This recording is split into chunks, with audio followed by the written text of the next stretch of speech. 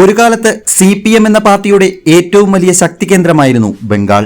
36 വർഷം തുടർച്ചയായി മാർക്സിസ്റ്റുകാരനായ ജ്യോതിരാദിത്യ ബസു മുഖ്യമന്ത്രിയായ സംസ്ഥാനം. എന്നാൽ ഇന്ന് കാലം മാറി. 3 പതിറ്റാണ്ടിലേറെ തുടർച്ചയായ പശ്ചിമ ബംഗാൾ ഭരിച്ച CPM കഴിഞ്ഞ 11 വർഷത്തിലേറെയായി സംസ്ഥാനത്ത് അധികാരത്തിൽ നിന്ന് പുറത്താണ്. നിലവിൽ ബംഗാളിൽ നിന്ന് ലോക്സഭയിലോ നിയമസഭയിലോ പാർട്ടിക്ക് ഒരു അംഗം പോലുമില്ല. CPM എന്ന പാർട്ടിയെ തന്നെ ബംഗാൾ ജനത ആകെ മറന്ന മട്ടാണ്. പശ്ചിമ ബംഗാളിൽ നഷ്ടപ്പെട്ട മേധാവിത്വം തിരിച്ചു പിടിക്കാനാണ് ഇക്കുറി CPM ശ്രമിക്കുന്നത്. ഇത്തവണ CPM അതിന് നിയോഗിച്ചിരിക്കുന്നതാകട്ടെ യുവരക്തങ്ങളെ.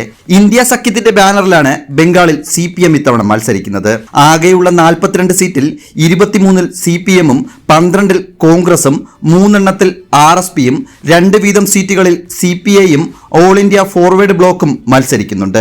ഇതിൽ CPM മത്സരിക്കുന്ന 23-ൽ 20-ലും യുവാക്കൾക്കാണ് ഇത്തവണ സീറ്റ് നൽകിയിരിക്കുന്നത്. അതായത് 80% സ്ഥാനാർത്ഥികളും 40 വയസ്സിന് താഴെയുള്ളവരാണ്. 20 വയസ്സുള്ള അഭിഭാഷകനായ ജയൻ ബാനർജി നന്ദിഗ്രാമിൽ നിന്ന് മത്സരിക്കുമ്പോൾ 30 വയസ്സ് തികഞ്ഞ ശ്രീജൻ ഭട്ടാചാര്യ ജാദവ്പൂർ മണ്ഡലത്തിൽ നിന്നാണ് മത്സരിക്കുന്നത്. ശ്രീറാംപൂരിൽ നിന്ന് മത്സരിക്കുന്ന മുൻ JNU വിദ്യാർത്ഥി ദീപ്സിത ധരനും 30 പ്രായം. ബോളിവുഡ് നടൻ നസറുദ്ദീൻ ഷായുടെ മരുമകൾ സൈറ ഹലീം ദക്ഷിണ കൊൽക്കത്തയിൽ നിന്ന് ജനവിധി തേടുന്നുണ്ട്. യുവ സ്ഥാനാർത്ഥികളുടെ സാന്നിധ്യം ഇടതുപക്ഷത്തിന്റെ വോട്ട് വിഹിതം വർദ്ധിക്കാൻ സഹായിച്ചേക്കാം എന്നാണ് പാർട്ടിയുടെ വിലയിരുത്തൽ. ബംഗാളിന്റെ പുനരുജ്ജീവനത്തിന് ഇടതുപക്ഷത്തിന്റെ ഉയർത്തെഴുന്നേൽപ്പ് അത്യന്താപേക്ഷിതമാണ് എന്നാണ് CPM സംസ്ഥാന സെക്രട്ടറി കൂടിയായ മുഹമ്മദ് സലീം പറയുന്നത്. ഒപ്പം യുവാക്കൾക്ക് പാർട്ടി വലിയ തോതിൽ അവസരം നൽകിയത് വോട്ടർമാരിൽ നല്ല സ്വാധീനം ചെലുത്തുന്നുണ്ട് എന്നും അദ്ദേഹം കൂട്ടിച്ചേർക്കുന്നു. എന്തായാലും CPM-ന്റെ യുവരക്തങ്ങളെ ഇറക്കിയുള്ള പുതിയ